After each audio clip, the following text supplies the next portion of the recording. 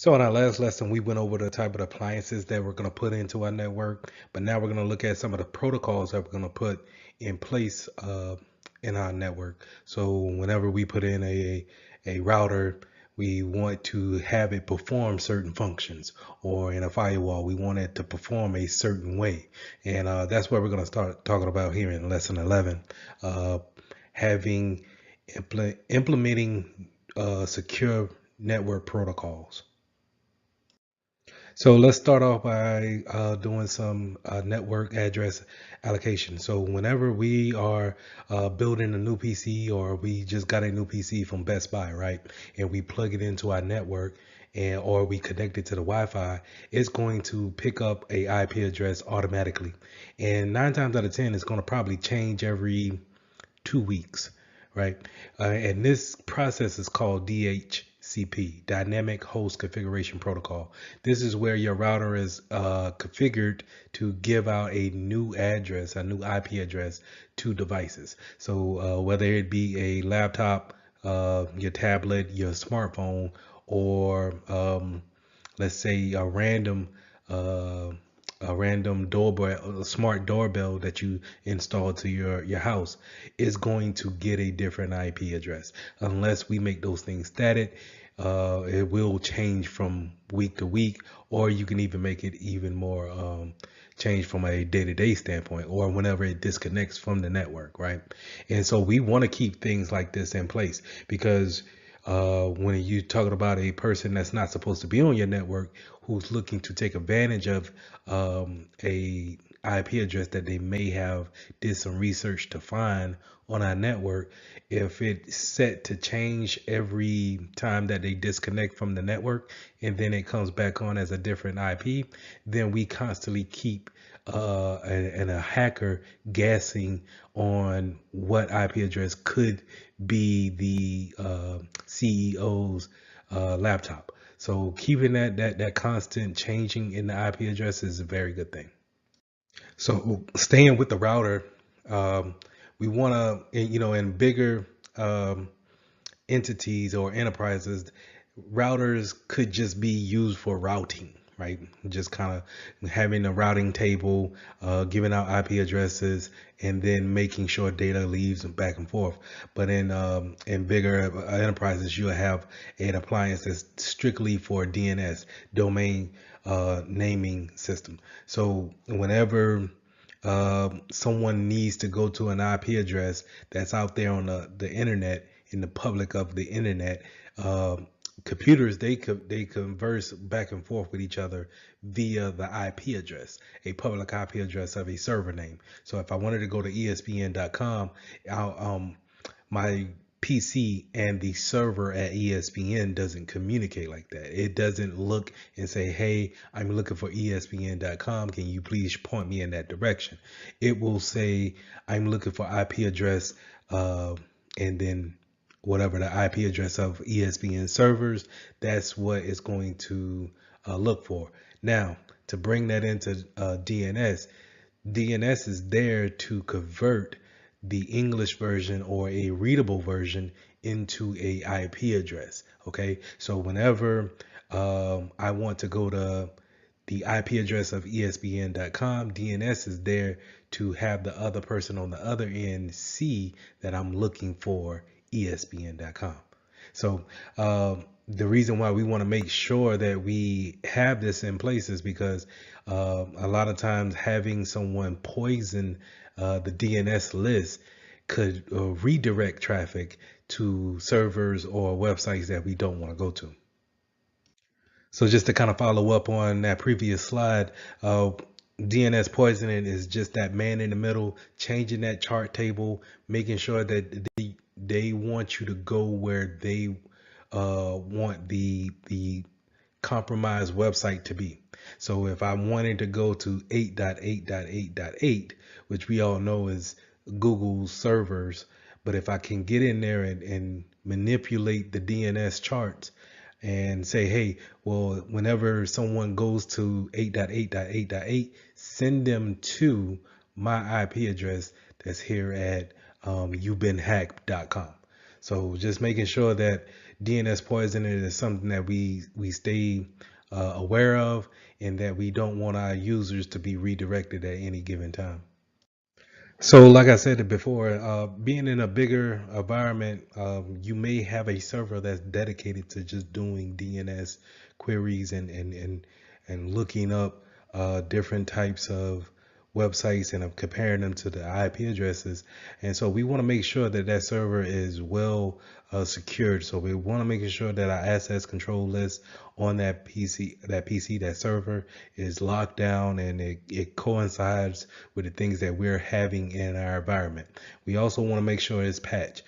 Just having the regular maintenance on our servers and our workstations, it prevents them from being attacked on vulnerabilities that we know about. There's no reason why we shouldn't patch our machines.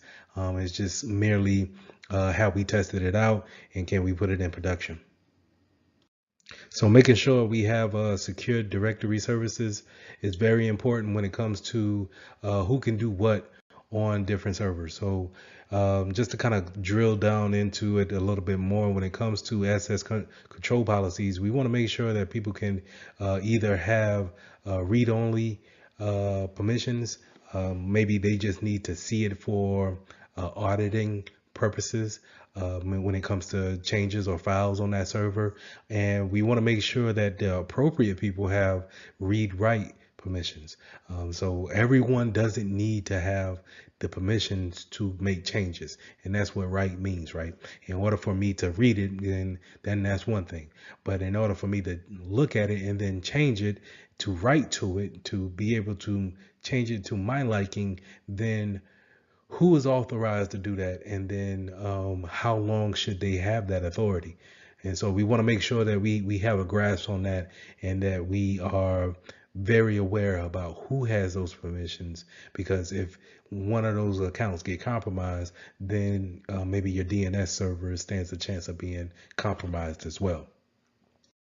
Now, time synchronization is something that we want to configure in the beginning. And once we're setting up our servers or our appliances in the beginning, our configurations need to be all aligned when it comes to time synchronization. Now, a lot of times what you'll find out is that a lot of these appliances won't even talk to each other if they don't have some type of baseline when it comes to time. But not only will you have issues with them communicating, you might have, well, you definitely will have a problem when it comes to logging the information. And the reason why that's important is because if you do have an incident and we need to rely on the logs, then we can't rely on the logs if the logs don't have the right correct time.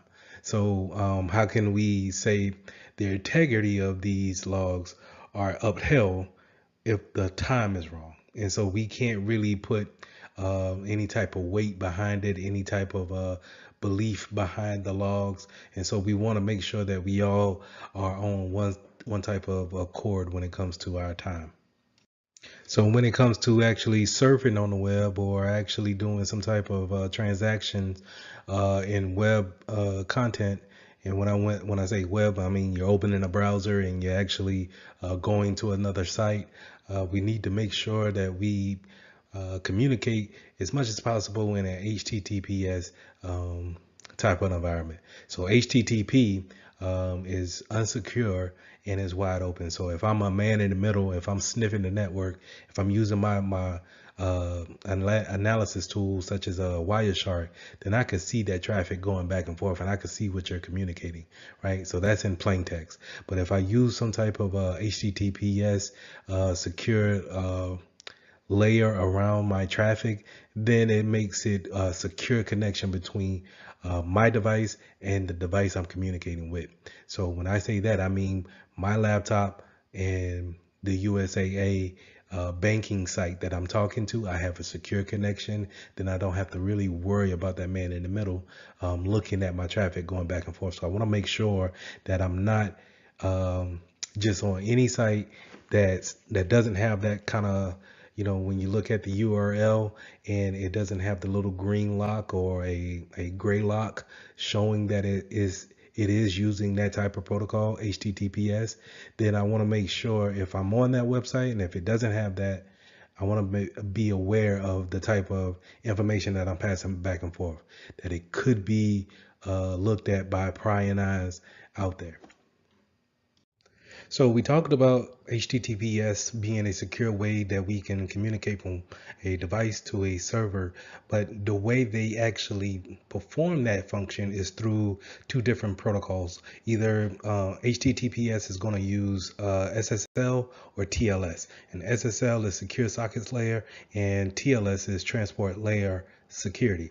Now, SSL is a more popular version, but it has been known to be vulnerable at this state. So you will see some companies do not actually use SSL certificates anymore to make their traffic secure. They'll use TLS.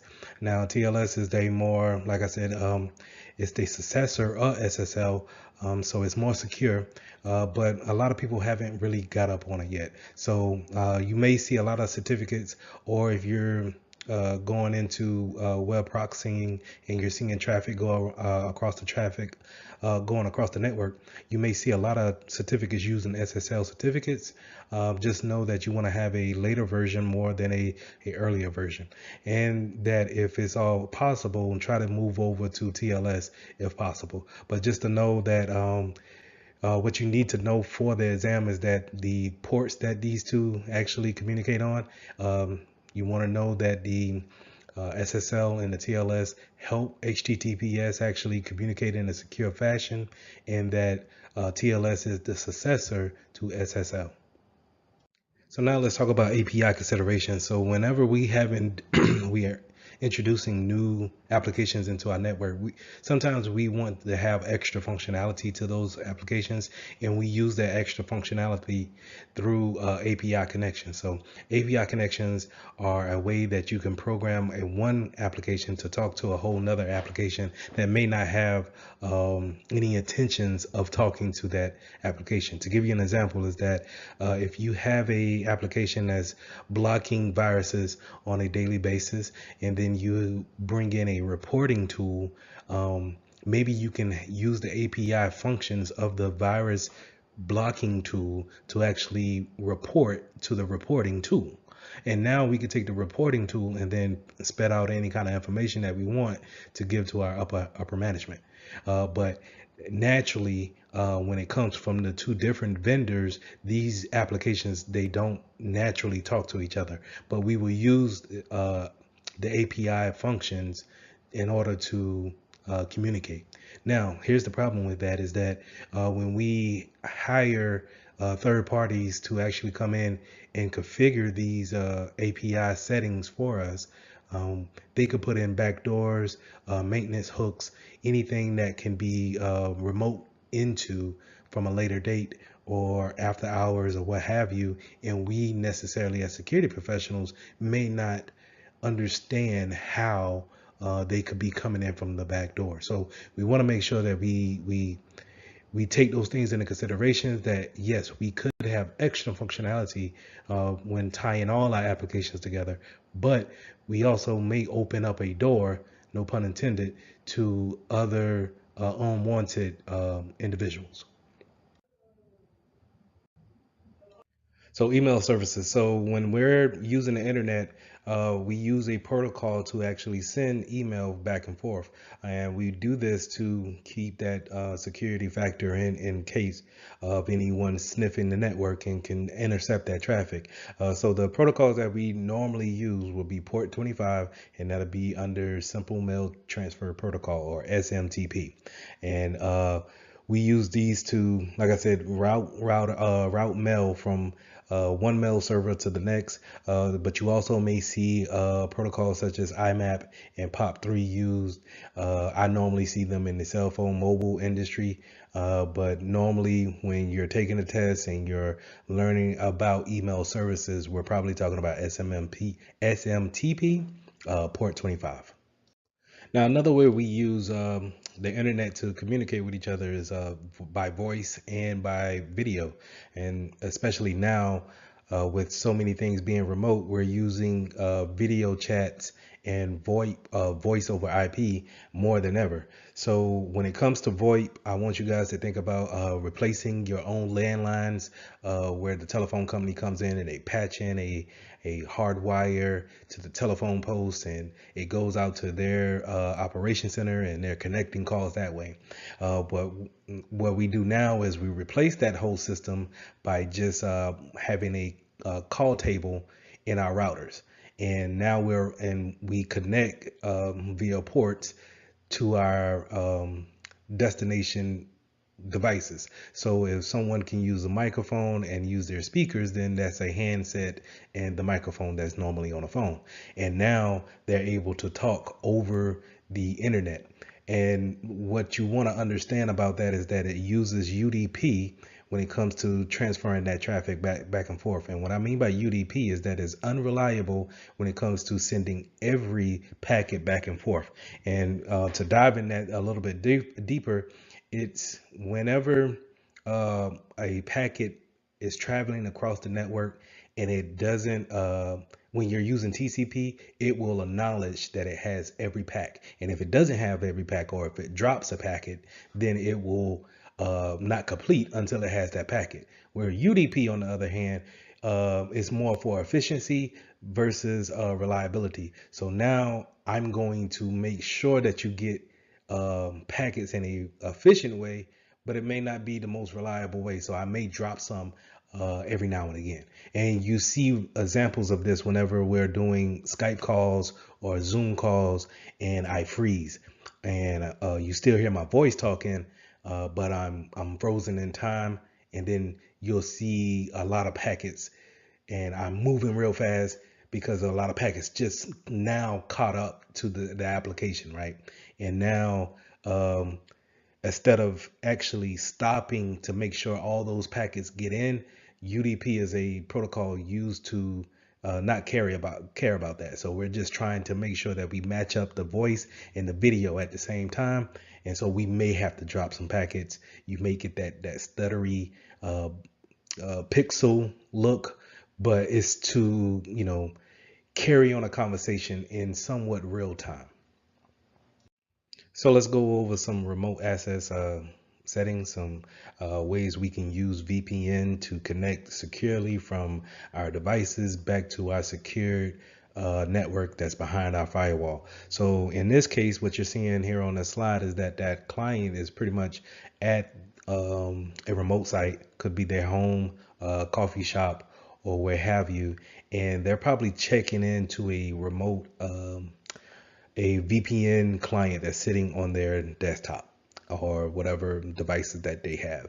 And what that device does is it checks into the concentrator that's back at the office or a building that they want to connect back to that network, and then it creates a secure tunnel from one device, which would be the client's PC, back to the network's local network.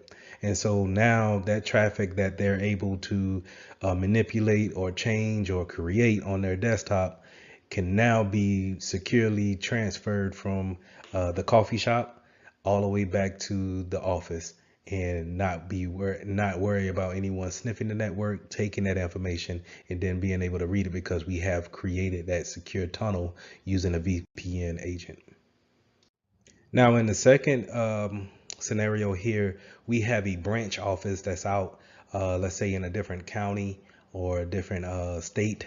And in some cases I've seen, and they have their own network that's separate from the headquarters network, right? So what we want to do is we still want to maybe connect everyone in both offices, that branch and the headquarters office, and still have them, use the same files, use the same drives and printers, let's say. So in that case, we still want to give them their own firewall router and gateway, but we also want to make sure that they have a VPN connection back to the head office. That way, whenever they are, let's say, connecting back to the SAN drive on the headquarters office that's located there, then it's a secure connection from that branch office that's in maybe in a different state all the way back to the headquarters office. And now they can pull that traffic or that file from headquarters out to the branch and not worry about uh, exposing it in any type of factor. So whenever we're talking about VPN, I want you guys to think about IPsec. IPsec is the protocol that we use in order to create that tunnel to make sure that we are sending packets from one destination to the next using that tunnel action, right? Making sure that nothing is being seen by prying eyes or someone sniffing the network. So we use this protocol IPsec in order to create that tunnel and keep things confidential.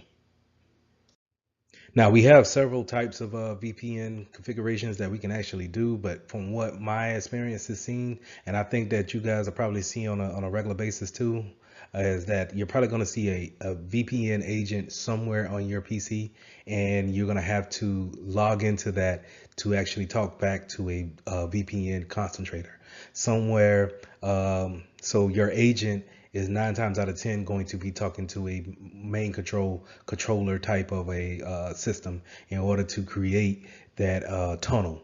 And this is probably the most common part, and I think it's the most cost efficient one. So this is probably what you're going to see. I think the most famous one that I've seen is Cisco AnyConnect. And it's just you can create, you can use your username and password that you normally use in your business network. And then you can also have a multi-factor authentication piece to it where you can possibly put in a code to actually keep that other have your authentication piece be that more robust. So that's what you're probably going to see in the field is just a client sitting on a desktop and it's reaching back out to a VPN concentrator. Now, another way we can connect back to our network is using remote desktop applications. And remote desktop is using the protocols that we have on our routers in order to allow this type of connection to happen, but it may not be as secure as using a VPN action. So we want to be careful when we setting up remote desktop applications in our network. Make sure that we have it in a secure manner as much as possible. And if I would suggest not using remote desktop unless you're in the network. You're actually on that network's, let's say, physical location. If you're home and let's say you have a laptop that's from the network, and we can still use remote desktop to go back to a server that may be on the physical local network back at the business, I would say that's probably a little much to where we're probably just need a VPN access, right? So just making sure that, remote desktop is pretty much giving someone access to your machine and they have just as much rights as you want them to have. They can have lockdown permissions, but 9 times out of 10, we're probably going to just give them regular admin permissions if they're using remote desktop. So be careful with this protocol. Understand what port we used in order to use remote desktop, and just know that if we're probably going to use, if we want to remote into a machine outside of our network, we probably want to be using a VPN type of access. So a good alternative to using remote desktop is using Secure Shell. This is where we can have a client connect to a server by using keys in order to create that security factor that remote desktop may not have come configured with. So using SSH to log into a server and create or change the configurations may be a good choice if you don't have a VPN access to actually go into, or remote desktop is not set up, or you just want to be more secure and suggest, hey, do we have a secure shell type of option to use? This is a great way to go. So the key points to review are different operation protocols that we use, different secure application protocols, and making sure that we have remote access that's secure. So I want you guys to read over VPN access, remote desktop access, making sure that we understand our protocols, understand the numbers associated with the protocols. Those are guaranteed to come up on your exam, but just make sure that we understand how do we communicate from an outside network to our secure inside network. Lesson 12, implementing host security solutions. So we're going to talk about some firmware upgrades that we need to do, making sure our endpoints on our desktops, our laptops are secure. And we're also going to talk about embedded systems when it comes to security for them. So we're going to start off with the first thing that happens whenever you hit the power button on your laptop or whatever device that you're trying to boot up. It goes through a checklist to make sure that the hardware that is connecting to is all authentic. And we call this the root of trust. So with every manufacturer, whenever they put a motherboard together, you want to make sure that everything is what is there that's supposed to be there, and nothing is foreign to implementation. So in order to make sure that every hack is not done software wise, it may come down to someone putting an extra chip on your motherboard in order to route back traffic or information. So we want to make sure that the root of trust is checked and make sure that it is up to date when it comes to the firmware side of things, and making sure that it stays secure. So whenever we do boot up our systems, we can see if anything has changed. So what I want you guys to understand is that we do have different ways that we can boot into our systems. We can use a secure boot and a measure boot. And while these things are important, is rarely used in the real world. What I want you to really focus in on, and when it comes to your firmware or your secure boot, is getting to your firmware, making sure that it's up to date. Just in case when we're running regular operations and security, sometimes we may see how a manufacturer says, hey, we have put an update out for the firmware on these different devices, and we just might have those devices in our network. So we want to make sure that we can get to that boot up page and update those firmware as much as possible, because a lot of times the firmware page is so quick to where we really don't think about updating it or making sure that it's secure. We just go right to our OS. So I want you guys to really make sure that you keep an eye out for any type of vendor update. Keep an eye out for firmware updates, and making sure that you can get to your firmware page and then upload the latest update. Now, in some cases, you'll see where IT departments secure and encrypt the whole hard drive that's on a device. And while this is good, it also serves some problems when it comes to efficiency, when it comes to workload, or someone setting up the laptop really in a quick situation and then having to log in once for the encryption of the hard drive, and then log in twice to actually get into the PC, and maybe log in again to get to the VPN. So you can see how this can be cumbersome. But when we're talking about very sensitive information, encryption of the whole hard drive could be a thing that we want to do, just in case we're doing a lot of traveling. Let's say we're working for the government and we encrypt that hard drive because we're going to a lot of out of the country places, and let's say if we leave the laptop on a plane. Now if it's unencrypted, then someone can run a password cracker on the login screen, hopefully get in, and then look at all the information that we have there. But if it's encrypted from the hard drive standpoint, then they have to know that password first in order to get the keys, in order to unlock that encryption to get into it. So as we working in the security department or IT, we're going to deal with a lot of vendors. There's no way around it unless you just have everyone that really kind of does everything in your shop. But more than likely, you're going to probably have to go out and seek additional help via a vendor or a third party. And the thing that we want to remember when it comes to Security Plus is that what types of risks do they bring in into our environment? So do they practice the same security practices that we do? Because they may put in maintenance hooks and then come in at a odd hour at night in order to perform their tasks, or they may not use a VPN connection when it comes to remoting into your network.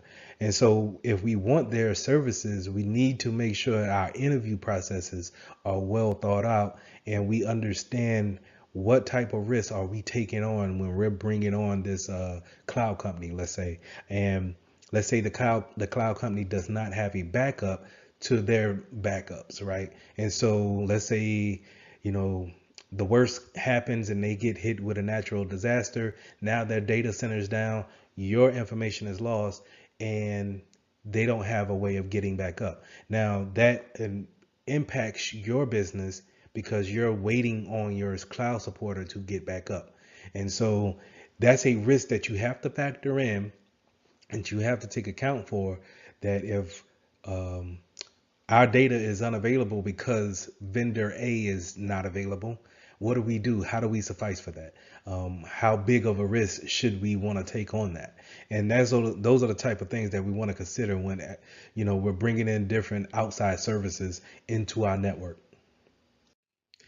I think a lot of the things that we see on a normal basis is out of life systems and the lack of support when it comes to those end of life systems. A lot of places that I've been, they either are holding on to old software that's no longer supported. Maybe the company's not in business anymore, or they've been doing things so long in this way that they're not looking to upgrade or see a better way of doing things. The first thing that comes to my mind is when you go to a car dealership and they have the old inkjet printers, and it's doing the carbon side of paper, and it's printing like that. And I always wonder, why wouldn't a company just go to a inkjet a regular printer that just prints out the regular paper? Now maybe it's the regulations that's holding them back. Maybe they don't have the money to upgrade into a higher standard. But it's when that old type of printer breaks, who's going to be able to support that? Who's going to be able to get you parts for that printer? Who's able to get you ink for that printer, for that matter, or paper? So it kind of leaves you in a bind when it comes to actually running your business. Do you have the materials to actually run your business? Now, when it comes to end of life, when it comes to software, PC wise, I see a lot of people who have Windows 7 XP, Windows 8 in their environment, and they're not they may not be in a position to buy the latest software, but they also may have employees who don't know how to work with the new software. So now the training comes into play, and you may lose production because we have to step back and train everyone again in order to work on this new system. So just be aware of that when working in the security field, that we want to push our latest and greatest out. But at the same time, we need to keep in mind that everyone is not ready to make the leap, the jump, and everybody's not trained to do so. So we need to make sure that our declining software is up to date as much as possible, but we also need to give them a deadline that, hey, we cannot go into a point where this is no longer supported. It's end of life. We must be gone by this date, and we must have people moved over. It's only this type of advice is only going to keep the business moving forward. So when you're doing that vetting out, that process of bringing on a third party into your network, you want to make sure that you understand some of the agreements that we have in order to keep them honest and put everybody on the same level when it's time for them to provide a service to you. So you want to make sure you have a memorandum of understanding, a MOU. If you're dealing with something secretive, or we have some type of trade secrets, or we have some information that we don't want disclosed to the public, we may want to have a NDA. And that NDA, you have them sign it, and then we can give them the information of what we do on a daily basis. So if we have our competitors all of a sudden know our ingredients to our secret cookies, then we could say, hey, it was probably these vendors who we've been interviewing in order to know this type of information. Now, you also want to know about the service level agreement. What type of services are they going to provide, and what time frame are they going to provide it? So if we use them for a call center actions, is it going to be 24 hours? How long would they respond to an emergency? Things like that. We can all be on the same level of understanding when it comes to what they're actually bringing to the table. So creating a host hardening process is usually comes with taking off applications that we don't necessarily use, only giving permissions where necessary, and making sure that we we reduce the attack area for the attacker as much as possible. And what I mean by that is that we are just not giving our users the desktop or laptop straight out of the box and everything is enabled and they can do whatever they want. That's a good way of having a large landscape of things that a hacker could go in and take advantage of, such as Bluetooth, or certain ports may be open. We may have applications that we never use on our laptop that may become vulnerable because of end of life just happened for that company that's not in style anymore, and we haven't changed that application because for whatever reason, and so we haven't did a rollout to actually roll back that application and take it off people's machines. And so it's just sitting there, just not bothering anyone. But if someone was to get into the network, get onto that host and see that application, then they can say, oh, you know what? That host has been vulnerable for such and such. Let's take advantage of that and see what we can get. That's what we can eliminate by having a hardening process. We have a checklist of things that we want to go through and make sure that we manipulate on our devices to make sure that we close down the things that we don't need, making sure that it becomes a harder attack vector for the hacker. Now, to kind of go into different types of software and different configuration factors that we want to go into that hardening process, is having a baseline of configurations, and also when it comes to the registry too. We can use software that keeps a baseline of applications on our network.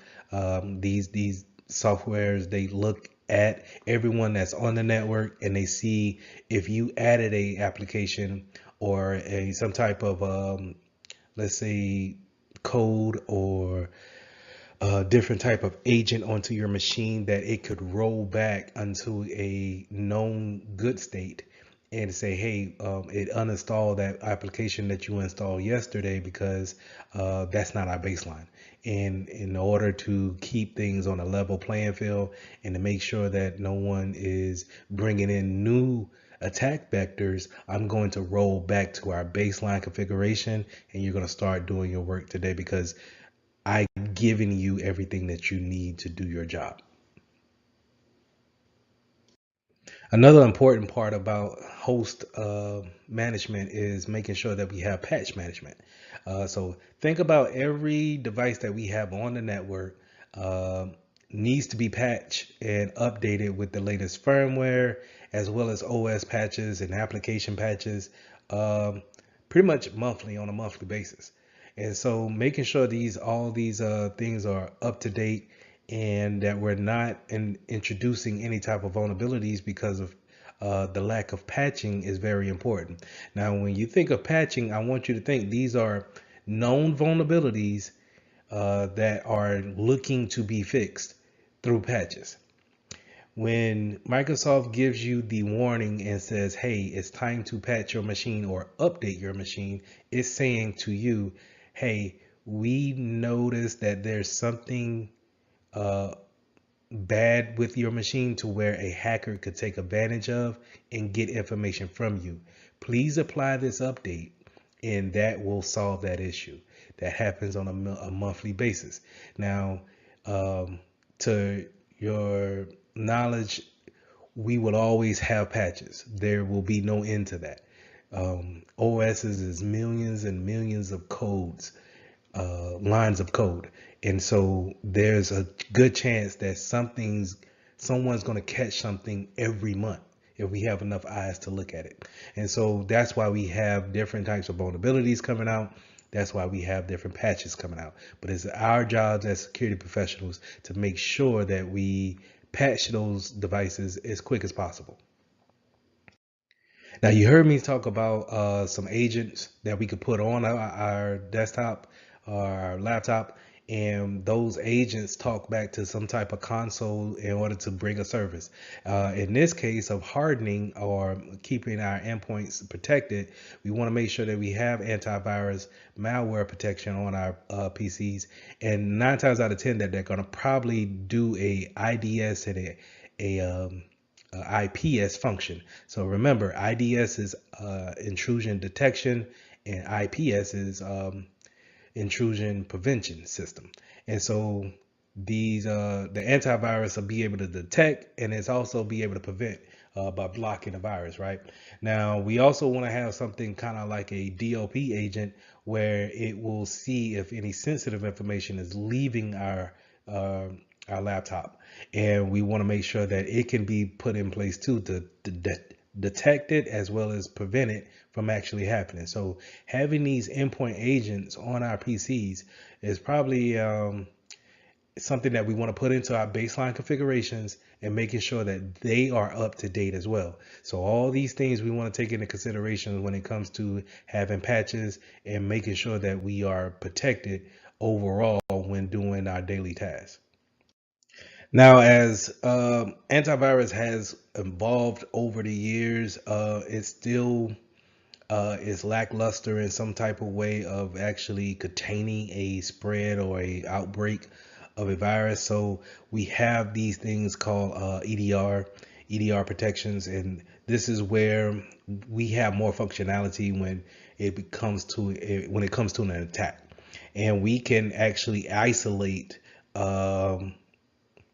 devices on our network from being contacted from any other devices. So whenever our SOC, our security operations center, they contact us and say, hey, PC 123 is actually showing signs of this, that, and the third, we can use our EDR system to isolate it, basically kind of put it in its own silo within the network.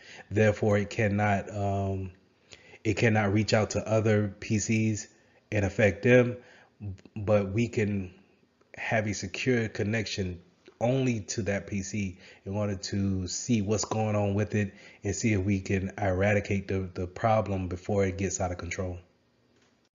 So when we're talking about antivirus, more likely we're going to talk about a signature-based software that's going to download code that's similar to the malware that came onto the computer or would be coming onto the computer. They take this database that they download, these signatures, and they compare it to whatever files that you download or you add to your system. And then if they match, then they will flag it as a virus and quarantine it or delete it altogether. So this is what we mean by signature-based antivirus. Now, heuristic is getting a baseline to what's normal, and then anything that's abnormal, we will flag it as being malicious. We need to also be aware of embedded systems. These are things that could be low powered Internet of Things, things that we could just plug into our PC and maybe get some extra functionality out of them. I like to think of a smartwatch or kind of like a, not necessarily an Apple Watch because that has a lot of functionality, but let's say like a Garmin watch or a Fitbit. These kind of embedded systems, they can get attached to our network and then maybe transfer some things back and forth. So we need to be mindful of those and see if we need to actually put on more security by locking down our USB ports and not allowing them to connect to our end devices. Now, in the cities, you have these industrial control centers or systems, and these are things that's in place that's controlling some type of, let's say, water system that the city uses to give everyone a clean system of water. Now, these systems that control these mechanic operations, they are not your typical, Windows 11 or latest iOS product. It is a old operating system that can't take any type of update. There hasn't been any code to update them. When you think about it, in order to update them, we need to cut off the system that is supplying everyone in the city or town or what have you, and then upgrade that system. So it's kind of a catch 22 where we can't really do anything with them. So what we do is we will focus more on a physical side of security to make sure everyone doesn't have access to the system, making sure that it's in a secluded area and that is well off secured physically wise in order for someone not to be able to get control of these systems and do any kind of harm. So like I mentioned with the water system, these systems also goes into, energy power plants, industrial, different types of facilities and logistic facilities. And can you imagine if someone were to get their hands on a system that could pollute the water that you and I drink? And there's nothing that we can see from it because we don't have those systems connected to the internet. So it's not going to give us a warning like that. We have to kind of just wait for the disaster to happen and actually react to it. But, in this case, we want to make sure that we take the precautions to, stop that before it actually happens. That's why we want to focus so much more on who has access to these systems and making sure that we vet them out. So I kind of touched on the Internet of Things earlier with the embedded systems, but just to kind of dive deeper into that, Internet of Things could be anything that connects to the internet and then desires some type of communication. And that could be, when you go to Lowe's and you see that new smart refrigerator that can connect to the internet and give you the morning page of the New York Times, and it can tell you what's in the refrigerator from whatever spot that you're at, because it can communicate to the router and the router can communicate to your cell phone while you're out in traffic. Well, it's so many things that's actually taking that type of characteristic where it needs to talk to the internet. As soon as you open it out of the box, it's looking for a Wi-Fi signal. And we have to be, as security professionals, we have to be aware of this coming into our network. We can bring things in from home and connect to our work internet. And now, from without your knowledge, you're letting another vector for a hacker to possibly get into, where we have everyone's wearing Apple Watches now, or we have some type of iPad that we're bringing into work, and these things need internet connection. I know the password for the enterprise network. I'm gonna just put it in and go ahead and connect my device so I can stay up to date. But like I said, these things bring in vulnerabilities also, because if we really think about it, who's actually have a up to date iPad or Apple Watch or even headphones for that matter? And do are we teaching our users to update these things before they actually bring them in and connect to our network? So other endpoints that we may have is different types of products that we actually need to do business. And I talked a little bit about how car dealerships had old printers that needed to you know, print on old carbon paper. And those printers, 9 times out of 10, are sitting on the network. We also have VoIP phones that are voice over IP, using those as telephone devices. So we have different um, devices that we have not only with our iPads and our device laptops, we also have different types of keypads that we may use in order to give extra functionality to our actual business.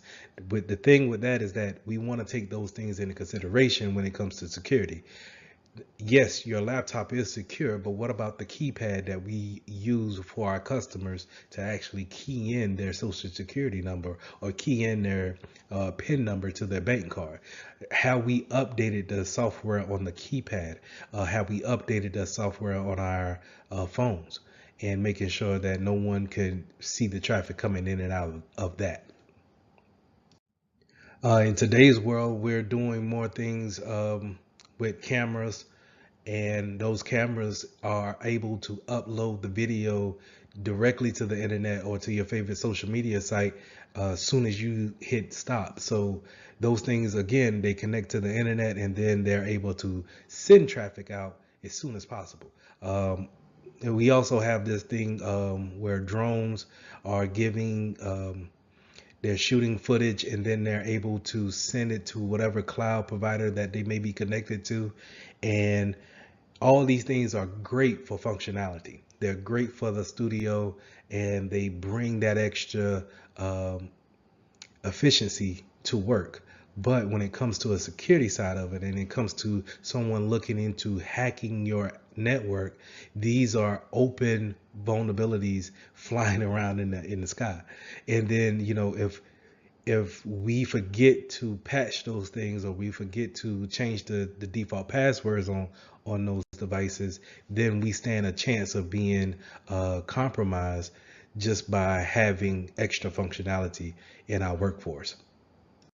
One field that we don't want to overlook is the medical field when it comes to different types of devices and what they can do, from everything from thermometers to heart pacemakers, I'm sorry, or ear aids. These are different devices that could be have embedded systems in them, or they can be so smart to where they want to talk on the internet. And so we need to make sure that, especially in the medical field, that we take accountability of these things, because we don't want different devices going into surgery and having a chance of, soon as it hasn't been turned on in so many months because it's not necessarily used on a daily basis, but since we have this surgery today, we're going to use this type of device. And now once it turns on and someone's they're getting ready to have surgery, and now it goes into a reboot because it's updating automatically. We need to make sure that we have those things already ready to go. We take an accountability of these devices, and that we have them ready to go to avoid situations like that. So like I've been saying before through this whole class, is that we want to make sure that we take accountability of them and know that they need to be patched at some point in time, or to make sure that we are up to date, and maybe they don't need to be patched for the next 4 years. But it's the fact that we're at a point now to where we know what firmware that needs to be updated, or if it's good to go for the next however time. And we probably need to check these things on a quarterly basis, every 3 months, and make sure that nobody's came out with a new update.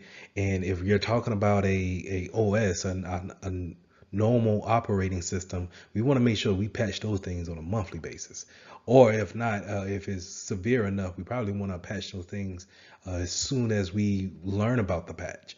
Okay, so just making sure that we take an accountability of those embedded systems, because again, those are gateways that we may not be aware of coming into our network.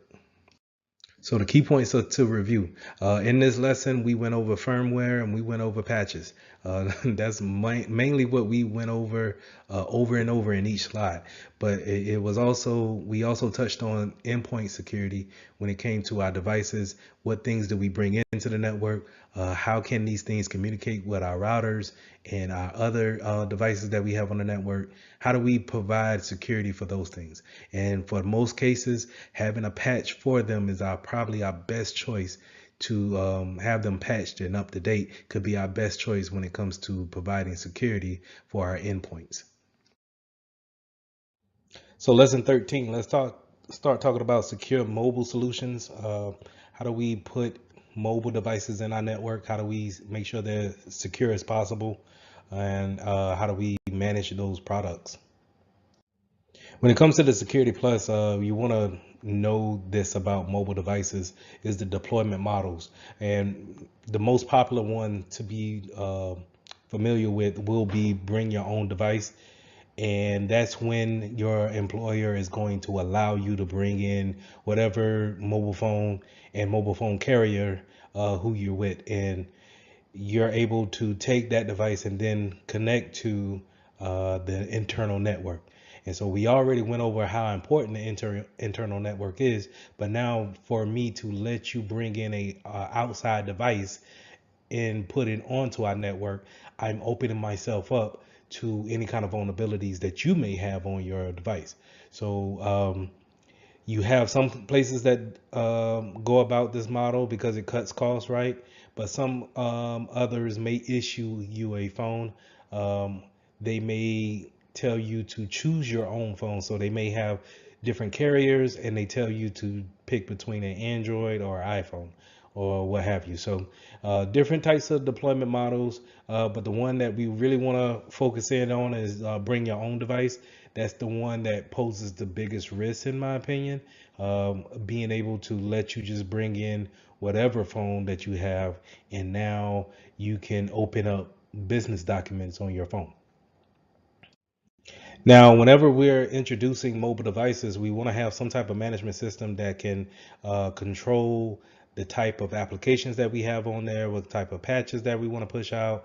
We want to have some type of system to say, hey, we want either a code that you put in, so like a PIN number, or do we want you to put in a pattern, or do we want you to use biometrics? We want you to use facial recognition to unlock the phone, what have you. So we want to make sure that we have these systems in place that we can manage our phones from a remote spot. Also, if you're going on let's say a trip and you have your business phone with you, this management system can have the ability to remote wipe any type of phone, or the phone that we're actually issued out.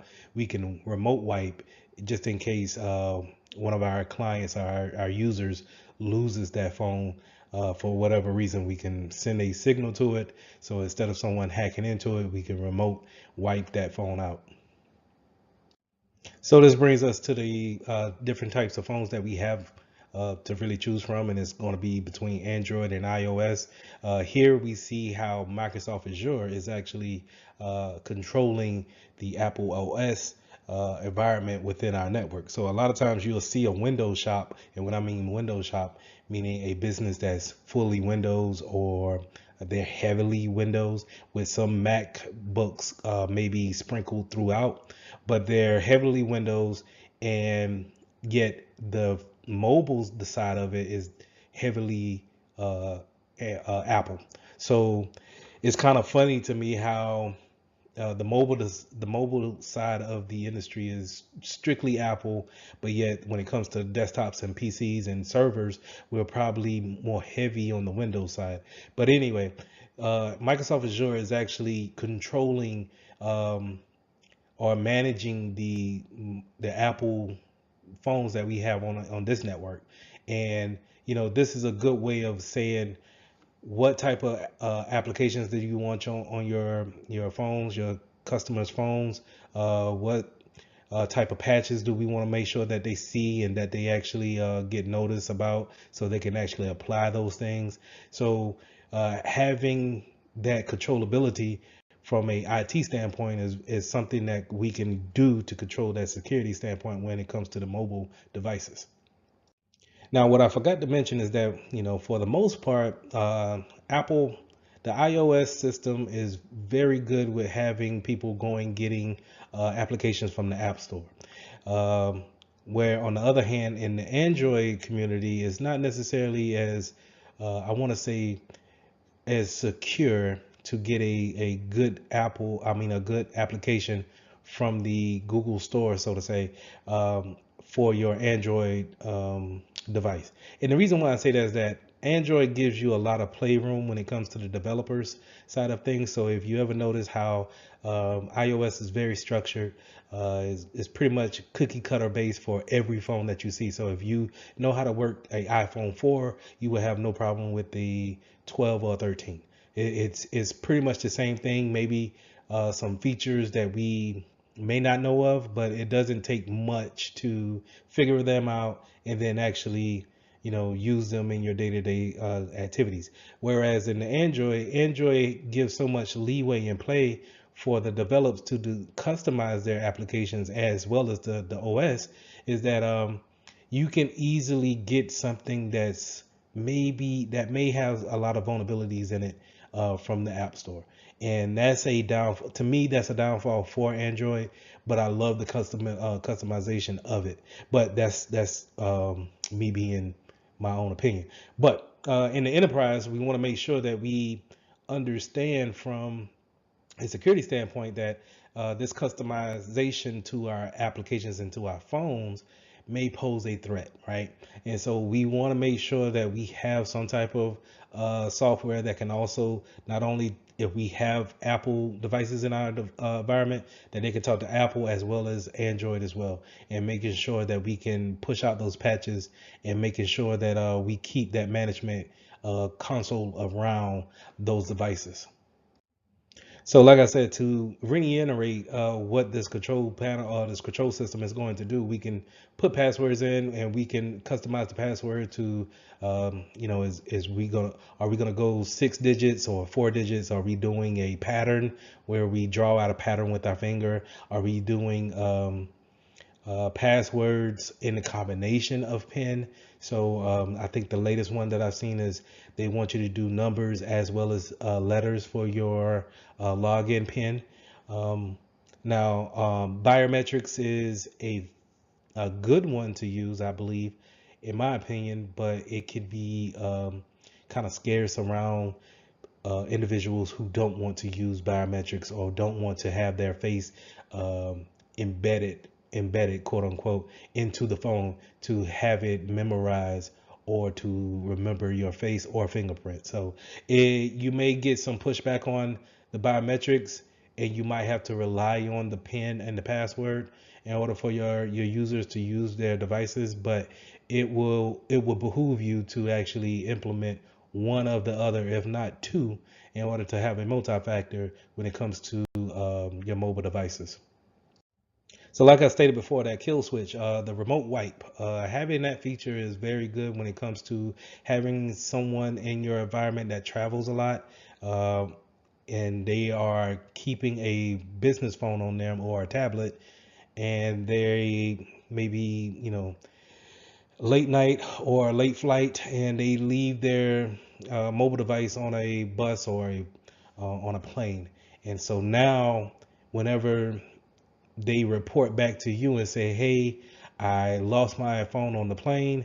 What do we need to do? You can go ahead and go into your mobile management system and send out a remote wipe signal to that phone. And once that phone checks in with the antenna, or I'm sorry, the satellite, it will receive the command and then process the remote wipe process for that phone. And now, whenever someone gets it, they may have the phone and they may have something that's wiped and clean already, but at least they're not giving up any kind of business information, right? Sometimes you might want to put a full disk drive encryption on your mobile devices. So I think in the other class I mentioned how we will want to encrypt the whole hard drive on your laptop, just to kind of ease our notion of any type of lost device. And then once it's lost, then let's say I lost it in a place where it cannot reach the satellite, and therefore it can't get the remote wiping signal in order to wipe. And so now it's just pretty much open. But if I have put a full encryption on it, then that person, whoever may seize it, they got to know the key or the password in order to get past that first layer of defense in order to see the contents of the mobile device. Now, in the conjunction of having a remote wipe session or feature, you can have location services on there as well. So tracking the phone, tracking the tablet is also a good way of keeping up with it, seeing exactly where it did someone leave it there, or if it's out of the reach of whoever was responsible for it. So geolocation and then geofencing and geotagging will fall into this category, and that's basically putting a tracking device on that mobile device, making sure that it, once it talks to the satellites in space, right, it's talking to those satellites, it's getting a geographical location on it, and then reporting back to that management server that we are using to actually manage our mobile devices. So just keep in mind that you've seen this thing before. If you ever have used the Android and it says find my phone, more than likely it's sending out a Bluetooth signal to that phone to actually find it. That's kind of a low grade point of it, but a better example would be Find My iPhone for the Apple products, and that's going to have you log into a management type of a console, right? Your Apple ID, you use your Apple ID to log into your account, and then once you want to see where that iPhone is exactly what you see here on this slide, where it shows you a map and it shows you the geolocation of where your iPhone or iPad is at. So application management, it's important to understand what's the baseline of our phones. Do we want our users to put any type of application on their phone, or do we want to keep it to business only applications? And I think the first thing we want to do is just put that out in the policies first of what's accepted and then what we will not accept, because every application is not meant to be used on a business phone, in my opinion. So we want to set the baseline for it first, but then we want to use our management system to actually, if we want to roll back any type of add-on applications to it, or maybe restrict any type of download of unauthorized apps. So we want to make sure that we lay a baseline, and then we let our users know, hey, you can put bank applications on your phone, but we're going to refrain from using any kind of social media applications on our phones. And the reason why we want to do that is because, and especially for that actual scenario when it comes to not letting someone use social media applications on their phone, is because it comes down to content management, right? If we're able to look at different types of business emails on our phones and then mistakenly upload those things to a social media platform, then we are essentially leaking out information into the outside world, the public, right? That's what I'm trying to have you see when it comes to data loss, is that it's almost like an imaginary line around the business that I want you to think about. But the different ways that data can actually leave the business and go into the public size is many different ways. So it doesn't necessarily have to be through an email from the inside of the building to the outside. It could be a mishap. It could be someone taking a picture of the inside of your building and then posting it in LinkedIn. And now if I'm a hacker doing reconnaissance, I can just look at your profile and figure out, oh, okay, they have this type of doorway, they have this type of locks. I need to prepare myself in this type of manner, right? So that's what content management kind of goes into. Um, do we want to take that risk of having people leak out information uh, intentionally or unintentionally? Another risk that we take into consideration when it comes to mobile devices is rooting and jailbreaking. It used to be a hot little thing to do when to get a Fire Stick, an Amazon Fire Stick, and then jailbreak it in order to get so many channels on it, right? Same thing goes for mobile devices or any kind of customization to the iOS platform, is that we take it and then we jailbreak it, quote unquote. And then now it unlocks this kind of a special feature set. But jailbreaking causes a vulnerability, right? It opens another doorway to the sensitive information that may be on the phone. So how do we take a accountability of that? How do we prevent that type of action that to be happen? Or can is it something that we just need to accept, and then we set our policies up to punish whenever if we ever find out that something does happen like that. So the next thing I want you guys to think about when it comes to mobile devices is, how do we actually connect, right? Are we using telephone connections? When I say telephone connections, I mean, are we using the actual phone carrier's connection in order to communicate on the network? And or are we using some type of Wi-Fi signal? So for those who don't know, those are two different networks that we could be connected to. So if we're just, let's say we're not using Wi-Fi for that point in time, and we're only using the AT&T bars, then that's a whole different network than versus if we're connected to the local Wi-Fi that we're in the building, right? Also, um, because not only could somebody be leaking or sniffing the network on the Wi-Fi side, you could see some type of leakage on the networking, the telephone company side as well. So we want to be mindful of that. We also want to be mindful of, if we're going to give our customers, our users, hotspots in order to connect. Maybe that might be a better secure way in order to transfer the data back and forth. It's not about um, transferring personal data. It's about the business data being on that phone or accessible on the phone. If that makes sense. Is not so much that I'm worried about who am I calling on my cell phone. It's the fact that I can open up a professional email and read sensitive documents on that phone or on that iPad. And now I'm connected to um, this game that I downloaded, but on the back end of that game, it allows remote users to go in and then look at the kernel or transfer or transverse through my phone to see what type of files I have open or saved downloaded on the phone. Right. So that's the thing that I want you guys to really get when it comes to the importance of why even worry about mobile devices. Okay, so to go and finish this slide up, we're talking about connecting either Wi-Fi or cellular services, but also, do you want to give hotspots?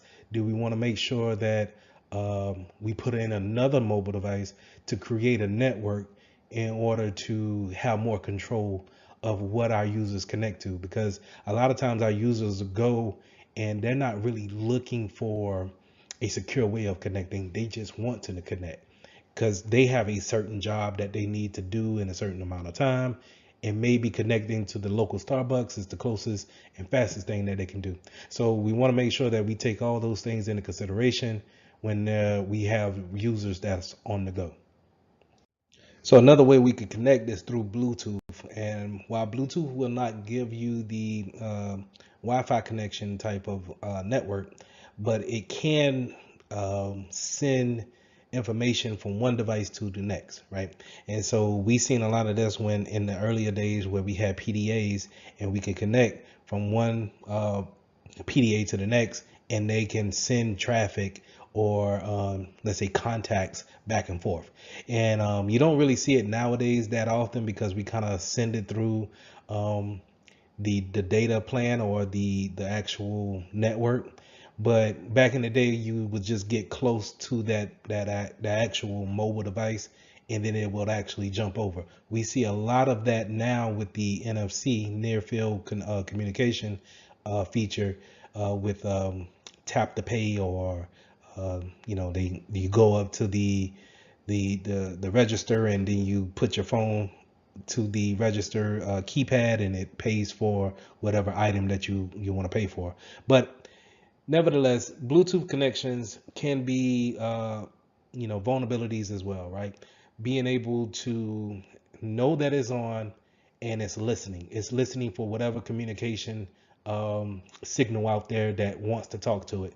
And then in certain cases where you don't need a pin to actually connect, that device can actually connect to it and then start communicating back and forth. We see a lot of that with headphones. Headphones, they will turn on the Bluetooth, and then it's waiting for any person to connect to it, and it will connect to it and then start communicating back and forth.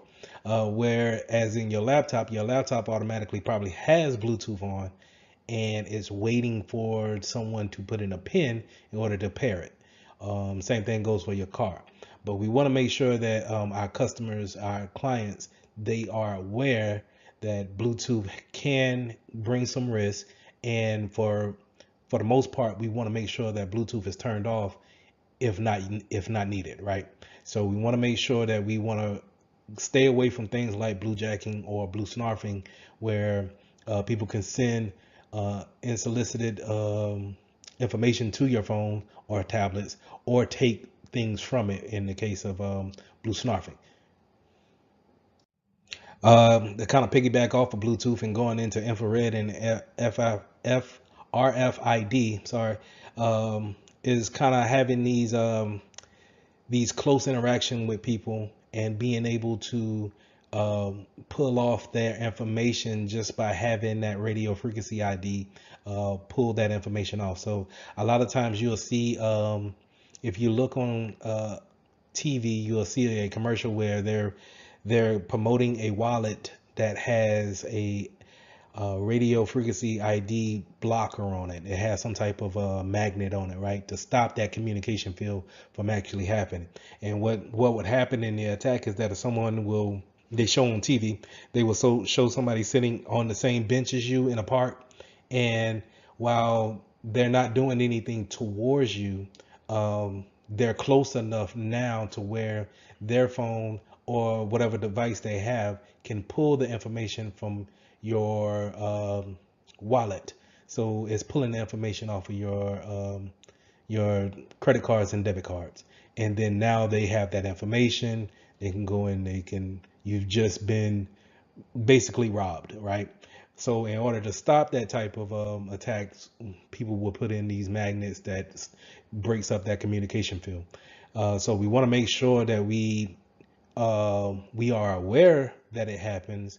I personally haven't seen it happen, but hey, it might have happened and no one told me. So just make sure that you understand that type of attacks does happen, and it's pretty much getting into a uh, personal space with someone, and then now that communication field has become open, and you can actually transfer data that way. Now, I brought this up earlier in the slides with near field communications, that NFC. Uh, Now, it's not such a bad thing, right? In order to use this type of communication, it just can be used in the wrong way. But it's also becoming a more convenient way for people to pay for different items. So you see this communication becoming more prevalent in places like gas stations and gas pumps, where you could just point your phone or your card up to the device, and then there's no swiping, there's no inserting the card and then pulling it out. It's simultaneously communicating back and forth the information that's needed in order to pay for the service. Another connection that we have when it comes to our mobile devices is just plain old USB connections. And sometimes we like to plug in our phones to our laptops just to kind of charge them up throughout the day, especially in a business setting.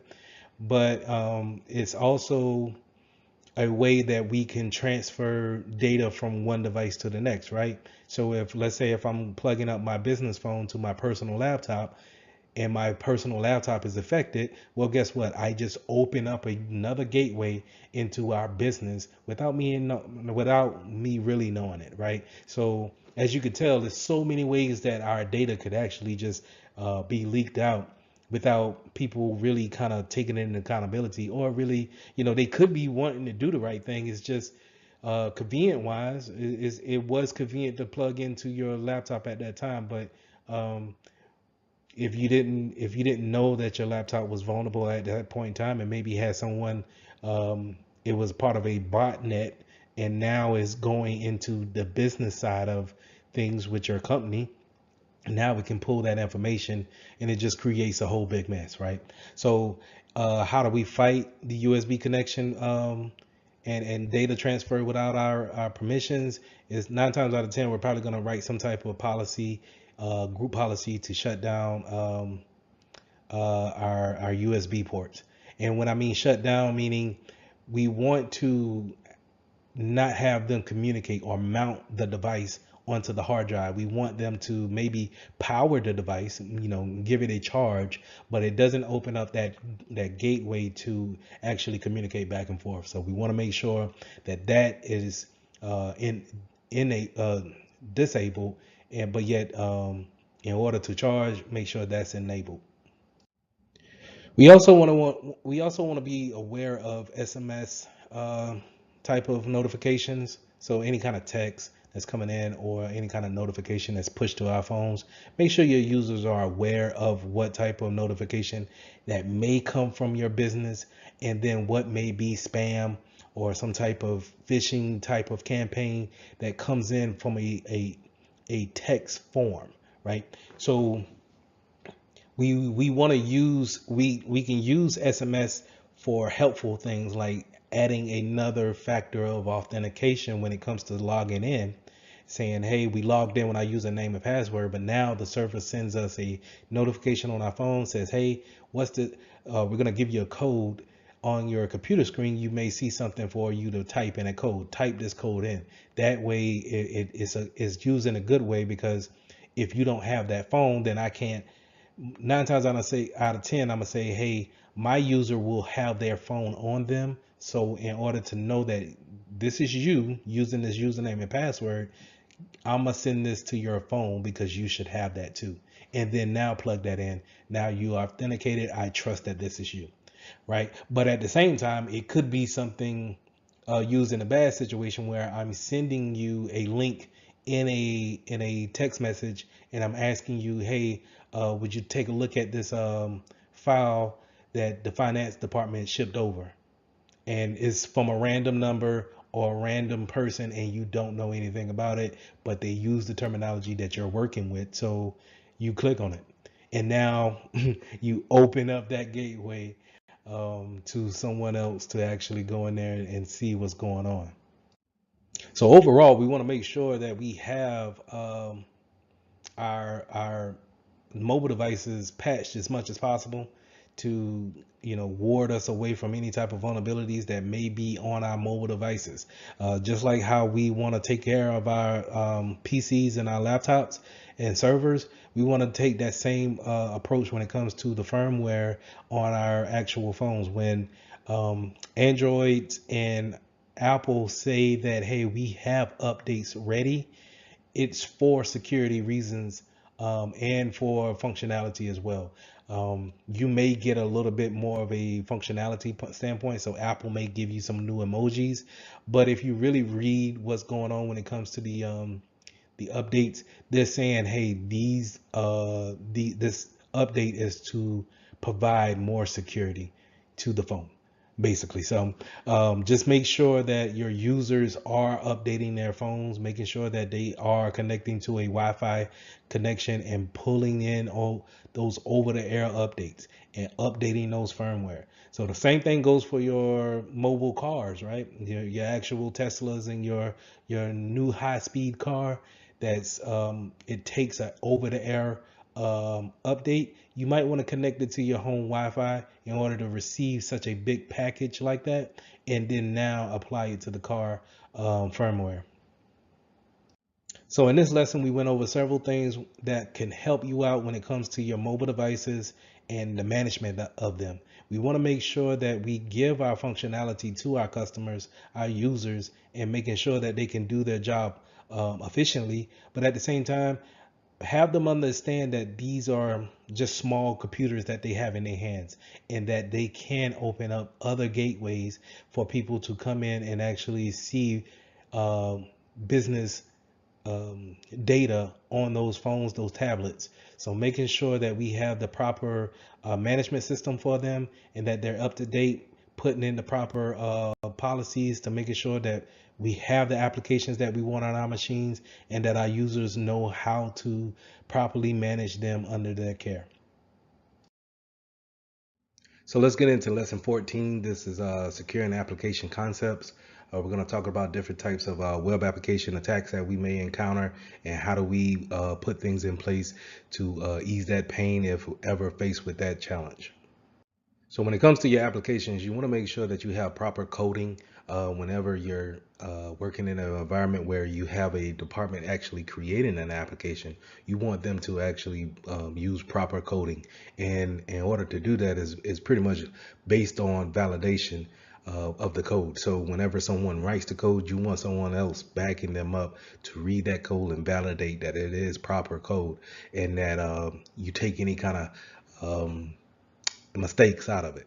So we want to make sure of that, but we also want to make sure when give it permissions to let's say like a third party application where we don't know the source code to that application, we want to make sure that they don't have more permissions that's needed in order to run the application, because hackers, what one of their traits are is looking to have more permissions than actually needed. And so if I have more permissions, then I can manipulate and have the application do what I want it to do because I have the permission to do so. Now, when we're talking about developing an application in-house, we're talking about building code. And like I said before, we want that input validation. We want to make sure that code is actually validated by someone else who did not write the code. This way we could prevent things like buffer overflow, where we have a set we want a set number of characters to only go in to our let's say field, our username field, right? To give the example that you see here on the screen is that you have a set number, but let's say the hacker says, hey, I'm going to put some extra characters in there to see if it sends a error code to the database and therefore spills out the information that I would like to see in a memory bank somewhere. So this is how you get kind of like a memory leak, where it leaks out information because the server doesn't know how to deal with the extra characters that's put in. It's so we need a buffer there to actually say, hey, this is the capacity, this is the limit of what you can actually put in.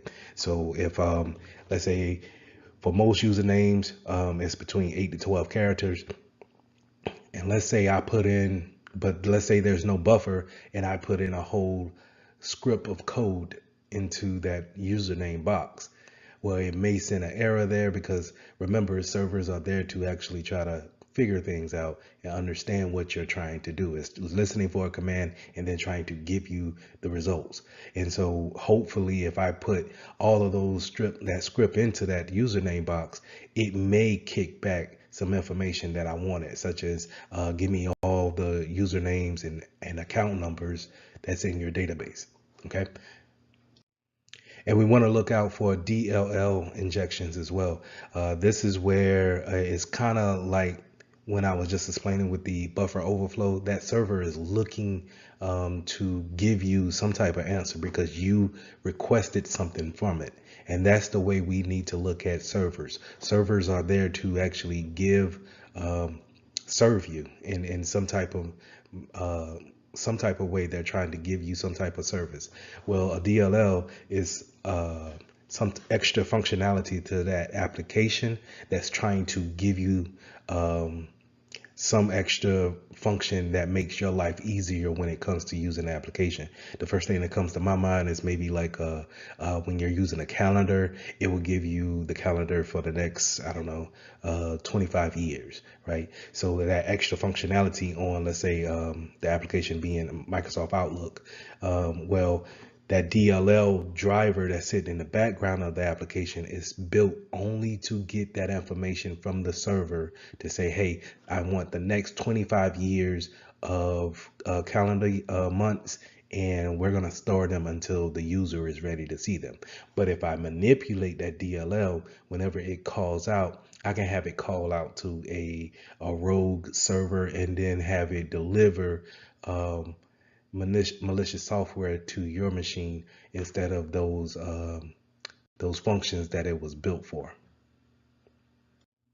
Have that same mindset when it comes to APIs too, application programming interface. That same mindset of someone taking advantage of the extra functionality that you want to have between two applications. So we're going to use the API for these two applications that normally wouldn't talk to each other. We're going to have them talk.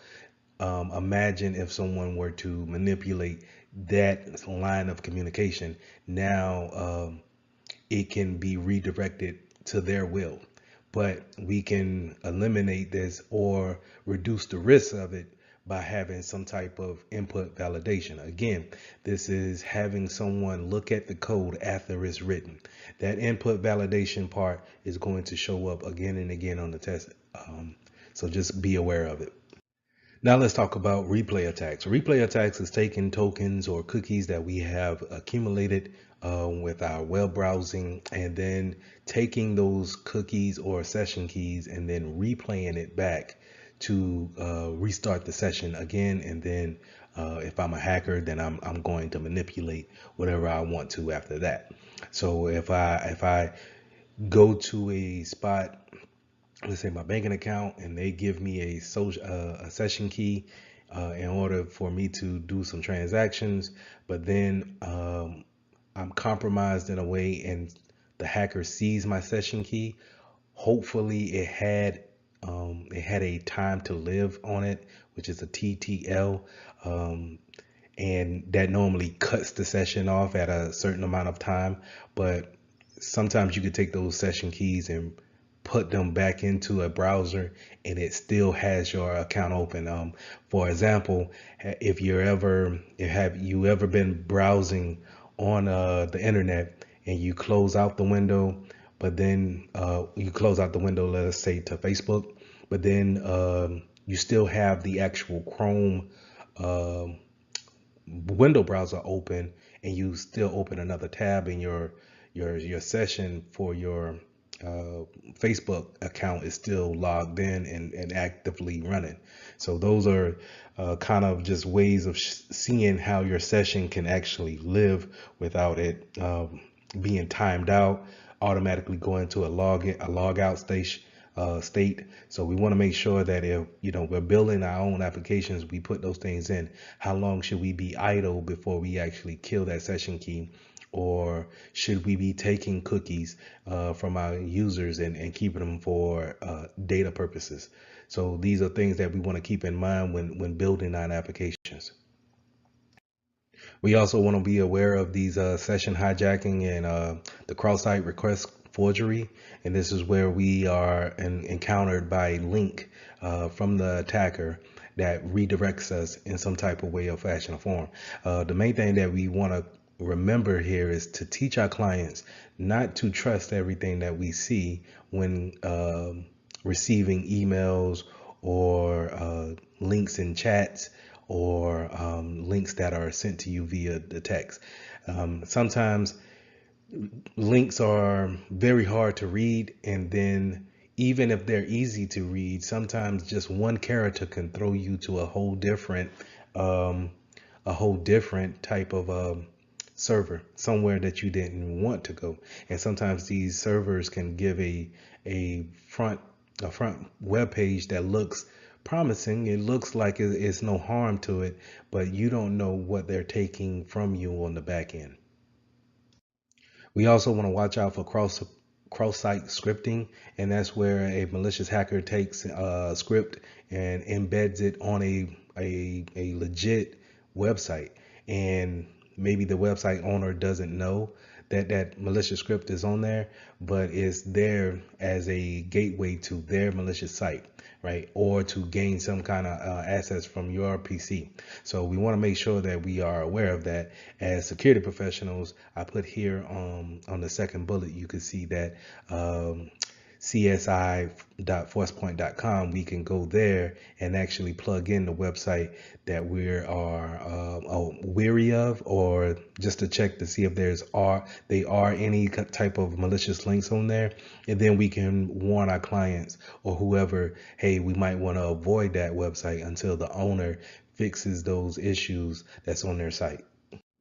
Now, SQL attacks, I should have had this SQL attack slide right behind the buffer overflow slide, but it is pretty much how I like to group those things together. Is the SQL attack is normally how I look at a buffer overflow. I'm going to plug something into the username that's a SQL injection, and thinking that since SQL is probably going to have some type of if I'm using a username and password, I'll probably have some database of all users that's using this platform that I got, and they probably have some passwords to them or an account associated with them. So if I could put in a query attack for that, then hopefully the server will give me back all the names that's here in the database. So that's what I like to do when I'm thinking about a SQL injection attack.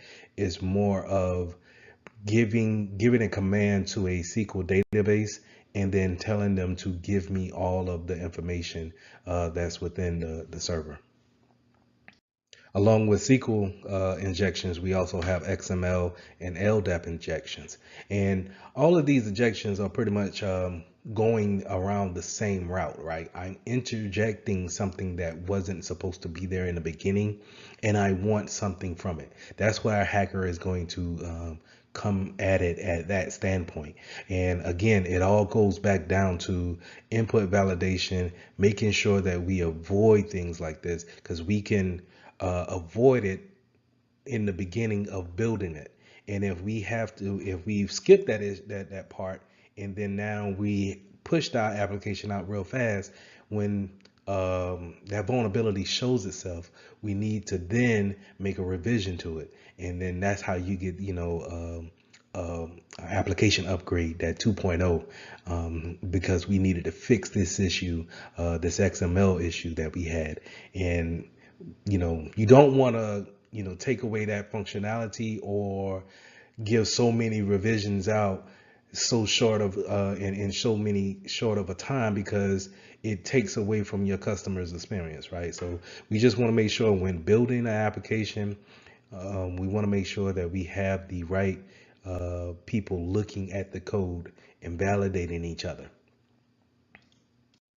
Now, as a security professional, it's always good to give guidance when it comes to building an application in a corporate environment. So we want to take our people who are using code to build our applications. We want to make sure that they use the OAuth's website in order to see best practices on when writing code, or what's the top 10 vulnerabilities that we face when it comes to web applications. So this is a good way we can point them in the right direction, so we can build our applications right the first time, and hopefully just make small revisions and not necessarily really big ones on a regular basis. So how should you handle your cookies when browsing on the internet? You want to make sure that we have cookies for the convenience of it, but we also want to make sure that we are not using the persistent having our cookies be so persistent to where we never clean them out. Meaning, for example, for me, I use the cookies just so I can stay logged in to ESPN and I can play my fantasy sports, right? And I don't like to log into ESPN just to get to that profile to play my fantasy sports. So I keep the cookies there to add, keep that session going.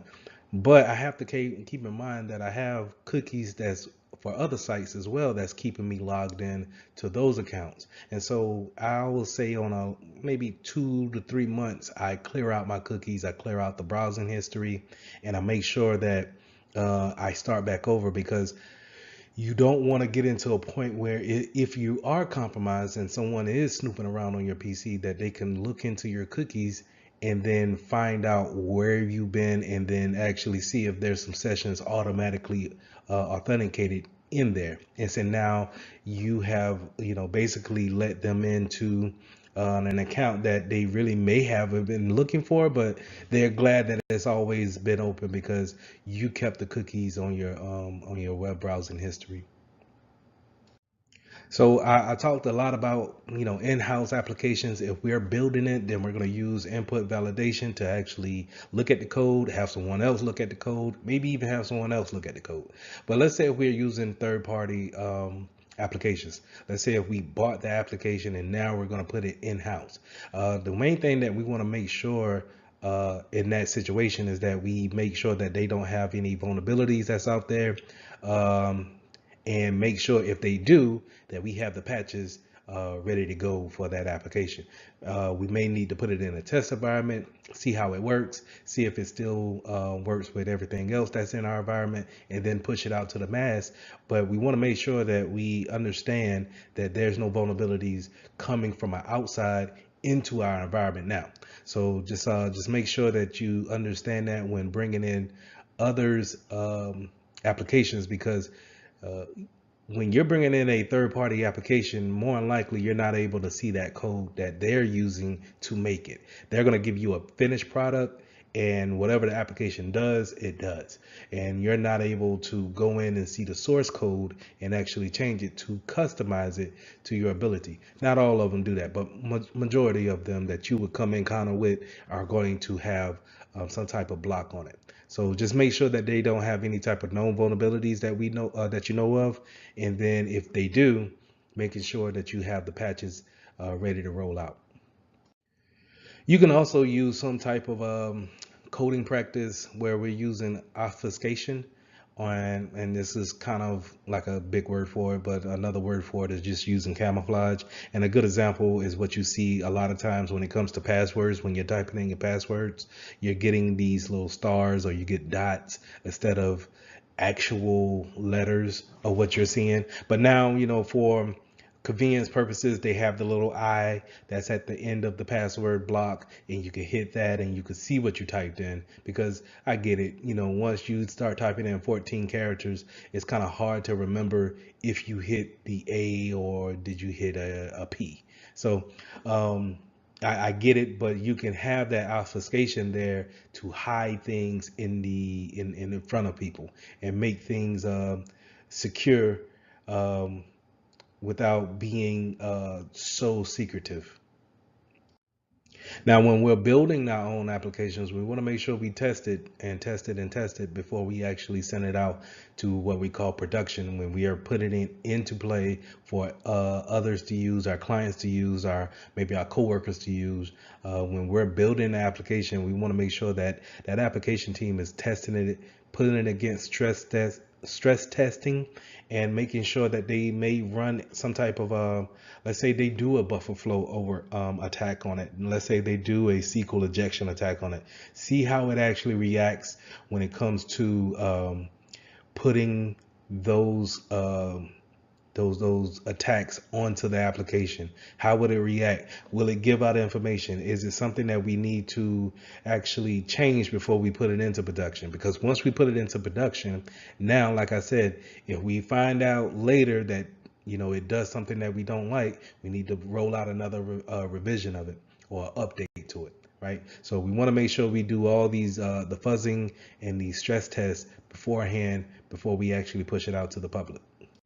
Now, in a corporate environment, when we're rolling out a application, we want to make sure we have a process, some type of plan in order to deploy the application.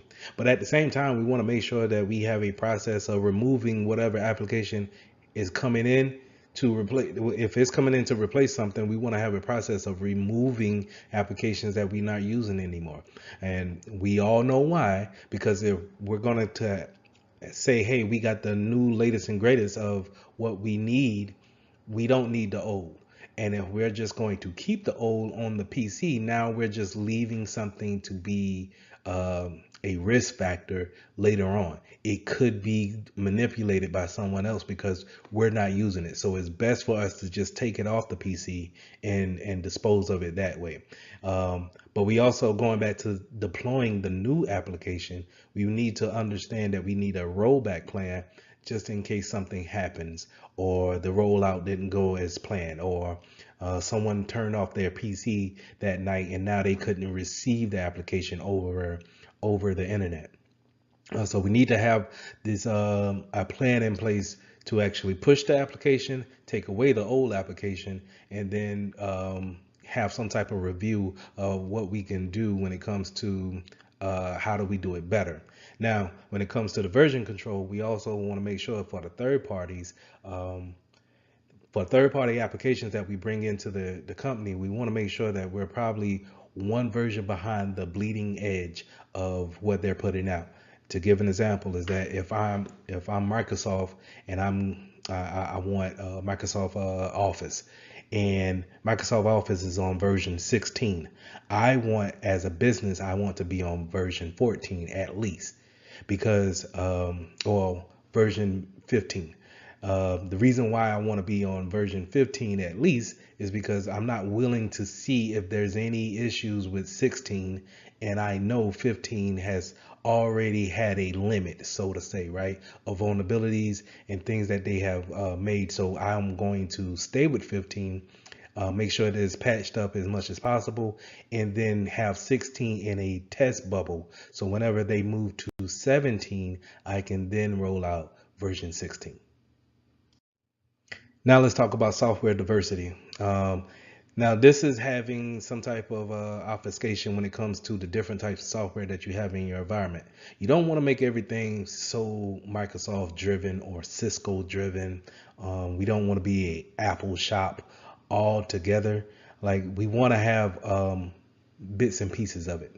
The reason why is because when you are just one shop, let's say if everybody's a Cisco is on Cisco devices, and then Cisco comes out, the company comes out and says, hey, all of our devices are vulnerable to remote coding and remote coding vulnerability, and it's a very critical vulnerability, and for right now we don't have an answer for it. Now everybody in the shop is pretty much vulnerable to this attack. In turn, it brings a big risk to you having to stop operations because you are vulnerable to this vulnerability. The one that comes to mind when it comes to an example is SolarWinds. SolarWinds just had a big vulnerability to where it pretty much crippled the applications across the board. Well, you had a lot of companies that would get that whole stack, because not only SolarWind will offer some type of network appliance or device, they would also offer a application for help desk, or they may offer some other application for logging and SIM activities.